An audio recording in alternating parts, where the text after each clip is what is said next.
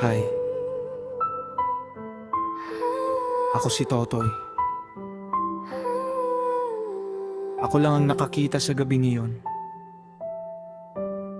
Isang gabing hindi ko malilimutan. Isang gabing nagbago ang mundo ko.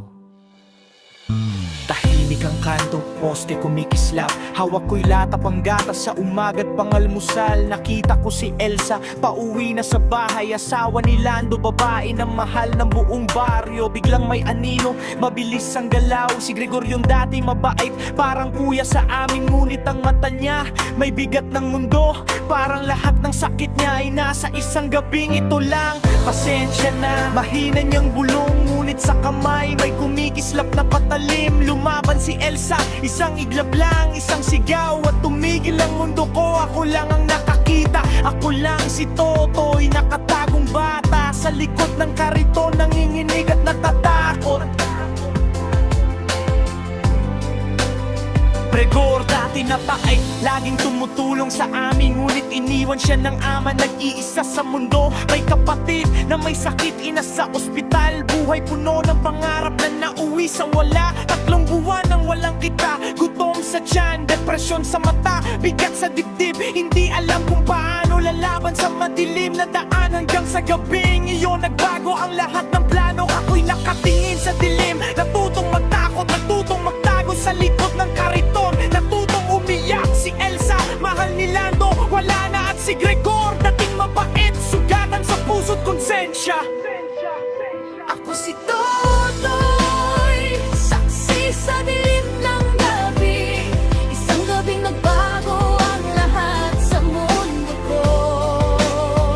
Kilalang mabig si Gregor noon sa aming baryo.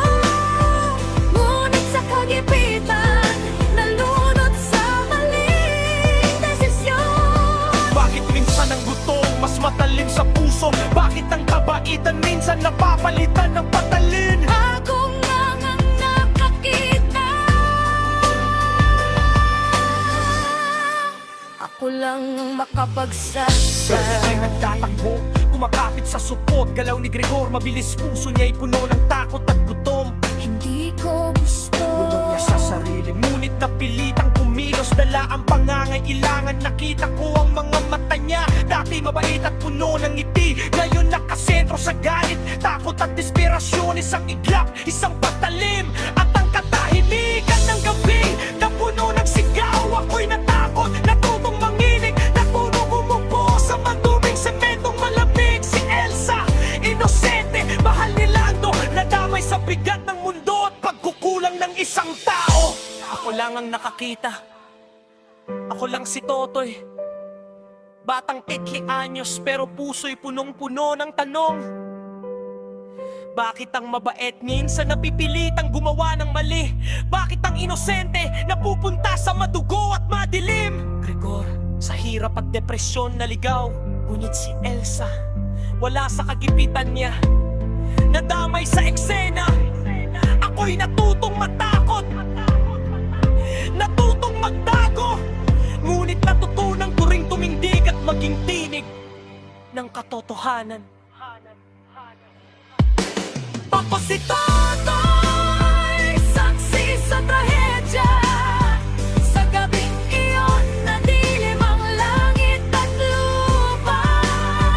Kilalang mabib si Gregor noon sa aming baryo. Ngunit sa kagipitan, nalunod sa maling desisyon. Sa mundong puno ng sakit at kagipitan, may batang pipiliin magsalita kahit takot at pangungulila. Ako si Totoy, hindi ko malilimutan ang gabing iyon. Ang sigaw, ang dugo, ang anino, lahat ng iyon nakaukit sa murang isip ko. Kung mananahimik ako, sino ang magsasabing ng katotohanan? Kung mananahimik ako, sinong magbibigay hustisya sa bayan?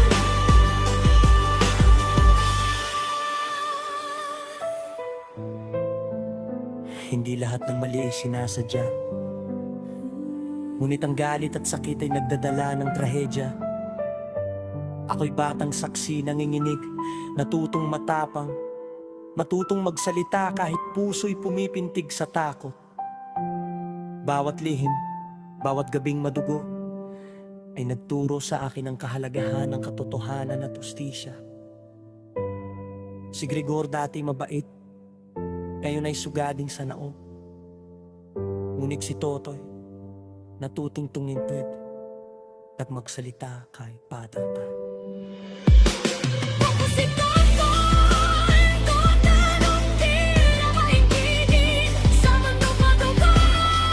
May nakang pipiliing magsalita, nagkakahugot, paligas na lakas kaysa kasinungalingan. At ganito ulit magdating, may kakaroon na nakakita kapitran. Ako si Totoy! Kumagalit! Pradala ko ang lilim at tuwing! Katugunan mo kahit itong ilim at dugo! Dahil karaan ang magintuwanan